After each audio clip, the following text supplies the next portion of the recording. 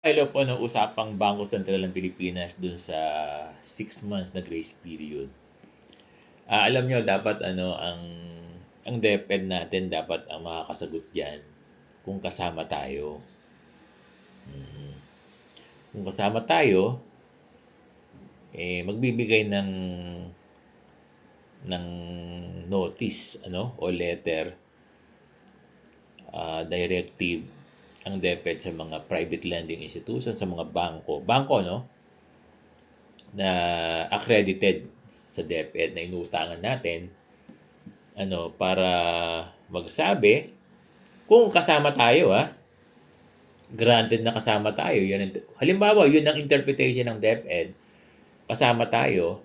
Ang mangyayari diyan, hindi muna ihuhulog ng DepEd yung 6 na buwan na hulog natin sa mga PLI. Ganun yun.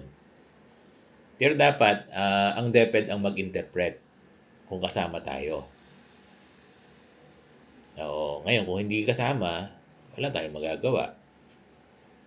Kasi pag tinanong mo ang PLI, nag-aantay sila Kahit na meron ng BSP circular, depende naman kasi sa DepEd kung ihuhulog niya yung mga monthly amortization natin.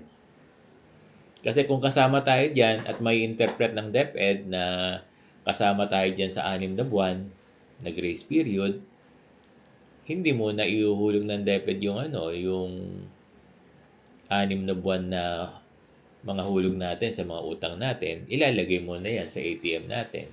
Lalaki yung sahod natin, no? Parang yung moratorium nung time na ni President Duterte, pandemic na nangyari ito. Sana sa mga gusto ng ganito, maganda na yung mga gusto ako gusto ko rin to, 6 na buwan na grace period. Kaya lang kailangan DepEd, yung ating ahensya ang mag-determine. Antay lang natin kasi meron ng Bangko Sentral circular At alam ko ibinigay na to sa mga bangko, no? Kaya lang hindi naman kasi tayo ang naguhulog ng utang natin Yung mga may utang sa car, silang naguhulog. Baka applicable sa kanila kasi silang naguhulog. Pwede nilang i-avail yung 6 months, no? Kaya lang, palagay ko hindi i-avail yan ng mga nagbabayad sa car kasi gusto rin nilang matapos kaagad para kukuha sila ng mga bagong car. Ganyan yan O yung mga naguhulog ng lupa, di ba? Bahay, na bibigyan sila ng grace period na 6 na buwan. Matagal yan. Oo, matagal yan, no? Ngayon sana, kung kasama tayo, at ito ay na-interpret ng DepEd na kasama tayo dito sa circular o sa direktiba ng Bangko Sentral ng Pilipinas tungkol dito sa 6 months grace period, kung kasama tayo at na-determine ng DepEd, kasi DepEd kasi ang magro-roll out kung kasama tayo. Kung kasama tayo, hindi ihuhulog kasi kinakaltas salary deduction tayo, di ba? Ang DepEd ang naghuhulog nagbibigay dun sa PLI, di ba? Sa region, kinakaltas na ng region, tapos yung region ang nagbibigay na sa mga PLI.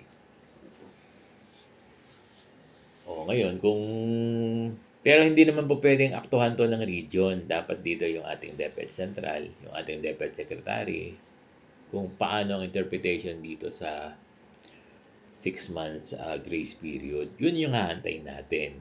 Kasi meron ng circular. Meron na ba wala pa ata sa 7 years o 10 years na loan extension Meron na ba?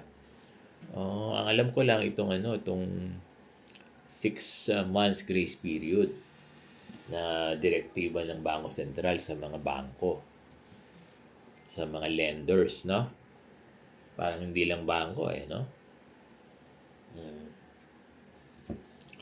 So ganun yung kaisipan ni Sir Bong pananaw ni Sir Bong dito sa 6 months grace period, kung kasama tayo, dapat ma-interpret na ng DepEd, ng ating DepEd Central at magkaroon ng kautusan sa mga PLI. Oo, yun yung ating appeal sa ating DepEd Secretary.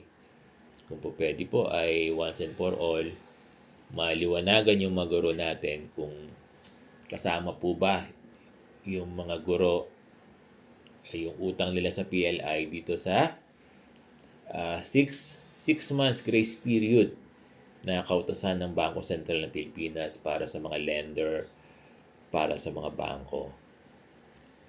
Kasi pag tinanong mo yung mga PLI, hindi nila sasabihin na na wala pang kautosan yung Bangko Sentral. Ang sasabihin nila, wala pang utos yung DepEd O kaya yung mga PLI, dumidepende talaga sa DepEd. Magandang umaga po. Happy Saturday.